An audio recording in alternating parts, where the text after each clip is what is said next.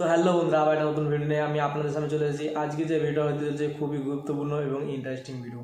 হজরত আদমের জন্মের পর কেন বিড়াল সৃষ্টি করেছিল, তো বিড়াল প্রতিটা বাড়িতে পোষার জন্য কেন বলেছিল, তো সেই সম্পর্কে আজকে এই ভিডিওটা নিয়ে আলোচনা করব। তো এই ভিডিওটা তো এমডি ভয়েস টিভি থেকে নেওয়া হয়েছে। এই চ্যানেলটিকে সাবস্ক্রাইব করে দেবেন।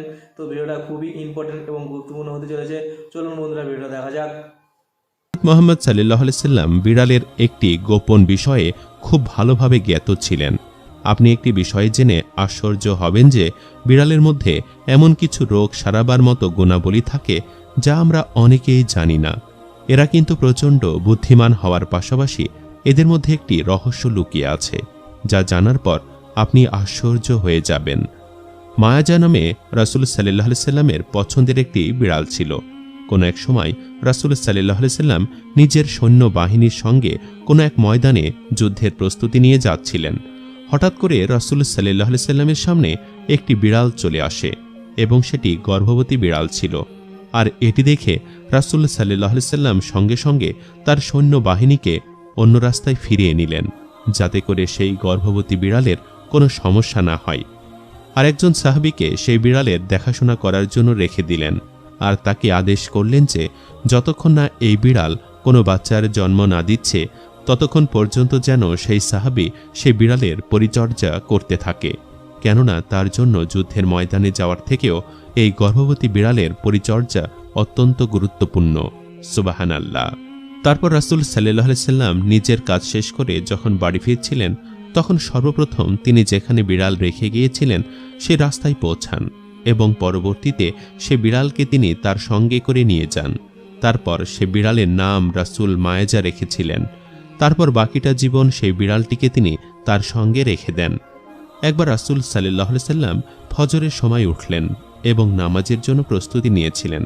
তারপর যখন তিনি নামাজের মুসাল্লায় আসলেন, তখন তিনি দেখতে পেলেন যে সেই বিড়ালটি তার নামাজের মোয়াল্লায় শুয়ে আছে।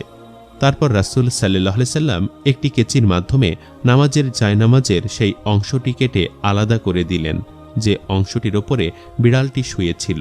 আল্লাহু আকবার। এটি করার মূল কারণ হচ্ছে যাতে আল্লাহ রাসূলের নামাজ পড়ার মাধ্যমে বিড়ালটি ক্ষতিগ্রস্ত না হয়। হাদিসের কোথাও এই বিড়ালের কোনো উল্লেখ পাওয়া যায়নি, কিন্তু বিভিন্ন সিরাতের কিতাবে এই বিড়ালটির কথা অনেক বেশি পাওয়া গেছে। একটি হাদিসে রাসূল সাল্লাল্লাহু আলাইহি সাল্লাম বিড়ালের উপর অত্যাচার এবং তাদের মারতে নিষেধ করেছেন। একদিন হযরত আবু হুরায়রা রাদিয়াল্লাহু তাআলা আনহু কোথাও যাচ্ছিলেন। তখন তিনি দেখতে পেলেন যে অতিরিক্ত গরমের জন্য একটি বিড়াল দেয়ালের সাথে পিচকে লেগে আছে। তখন তিনি সে বিড়ালকে গরমের হাত থেকে রক্ষা করার জন্য নিজের বিছানার নিচে লুকিয়ে রাখলেন। তারপর তিনি এই বিষয়টি রাসূল সাল্লাল্লাহু আলাইহি সাল্লামকে জানালেন। তারপর রাসূল সাল্লাল্লাহু আলাইহি ওয়াসাল্লাম বললেন, একটি মহিলাকে শুধুমাত্র এই জন্য জাহান্নাম থেকে মুক্তি দেওয়া হয়েছিল যে তিনি একটি বিড়ালকে পিপাসার হাত থেকে রক্ষা করেছিলেন। প্রিয় দর্শক, একটি গবেষণা থেকে জানা যায় যে বিড়ালের মধ্যে এমন কিছু শক্তি আছে যেটি অন্য কোনো জন্তুর মধ্যে নেই। বিড়ালের ব্যাপারে রাসূল সাল্লাল্লাহু আলাইহি সাল্লাম আরও 1400 বছর আগে যা বলে গিয়েছিলেন, আজ বিজ্ঞান তা বিভিন্ন যুক্তির মাধ্যমে সত্যতা প্রমাণ করতে পেরেছে। হযরত আদম আলাইহিস সালামের পর আল্লাহ রাব্বুল আলামিন সর্বপ্রথম দুইটি জন্তুকে সৃষ্টি করেছিলেন। সেই দুইটি জন্তুর মধ্যে একটি হচ্ছে সাপ আর দ্বিতীয়টি হচ্ছে বিড়াল। আর এই বিড়ালের মধ্যে আল্লাহ রাব্বুল আলামিন বিশেষ কিছু গুণাগুণ রেখে দিয়েছেন, যে সকল গুণাগুণের ফলে মানুষ অনেক লাভবান হয়। বিজ্ঞানসম্মতভাবে ঘরে বিড়াল পালা মানুষের জন্য খুবই লাভজনক একটি কাজ। বিশেষজ্ঞদের মতে বিড়ালের নিঃশ্বাসের মধ্যে আল্লাহ রাব্বুল আলামিন ডিপ্রেশন রোগীদের চিকিৎসায় লুকিয়ে রেখেছেন, কেননা এদের লোমে স্যালমোনেলা নামের এক প্রকার বিশেষ ধরনের ব্যাকটেরিয়া পাওয়া যায়, আর এটি মানুষের ডিপ্রেশন কমাতে সাহায্য করে। কয়েকটি কিতাবে রাসূল সাল্লাল্লাহু আলাইহি সাল্লামের পোষা বিড়াল মায়াজার কথাও এসেছে। প্রিয় দর্শক, হযরত ওমর রাদিয়াল্লাহু তাআলা আনহু থেকে একটি রেওয়াত এসেছে যে হযরত রাসূল সাল্লাল্লাহু আলাইহি সাল্লাম বলেছেন, একটি মহিলাকে শুধুমাত্র বিড়ালের জন্য আযাব দেওয়া হয়েছিল, কেননা সেই মহিলাটি একটি বিড়ালকে বন্দী করে রেখেছিল। এমনকি একটা পর্যায়ে সে বিড়ালটি মারা গিয়েছিল এবং সেই মহিলা এই জন্য জাহান্নামে গিয়েছিল। যখন মহিলাটি বিড়ালটিকে বন্দী করে রেখেছিল, তখন সেই মহিলা বিড়ালকে খাবার দেয়নি, এমনকি বিড়ালটিকে সে খাবার পানিও দেয়নি। অর্থাৎ মহিলাটি সেই বিড়ালটিকে খুব কষ্ট দিয়ে হত্যা করেছিল, আর শুধুমাত্র একটি কারণে সে জাহান্নামে গিয়েছিল। মিশকাত শরীফ থেকে একটি হাদিস এসেছে যে একজন মহিলা আম্মাজান হযরত আয়েশা রাদিয়াল্লাহু তাআলা আনহাকে কিছু খাবার দিয়েছিলেন। মহিলাটি যখন খাবার দিতে আসলেন তখন তিনি দেখতে পেলেন যে আম্মাজান হযরত আয়েশা রাদিয়াল্লাহু তাআলা আনহা নামাজ পড়ছিলেন, আর এ দৃশ্য দেখে তিনি খাবারগুলোকে সেখানেই রেখে দিয়েছিলেন। খাবারগুলো রেখে মহিলাটি চলে যাওয়ার পর সেখানে একটি বিড়াল উপস্থিত হয় এবং সেখান থেকে কিছু সংখ্যক খাবার সে খেয়ে ফেলে। তখন হযরত আয়েশা রাদিয়াল্লাহু তাআলা আনহা সেই স্থান থেকেই খাবার খেয়েছিলেন, যে স্থান থেকে কিছুক্ষণ আগে বিড়ালটি খাবার খেয়েছিল।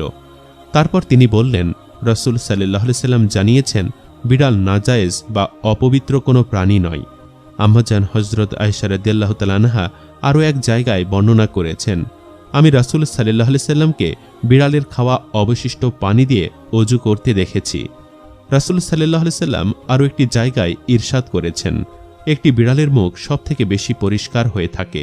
আপনারা সবসময় দেখে থাকবেন যে একটি বিড়াল সবসময় নিজেকে পরিষ্কার পরিচ্ছন্ন রাখে। সাধারণত বিড়ালের গায়ে খুব বেশি ময়লা আবর্জনা দেখতে পাওয়া যায় না।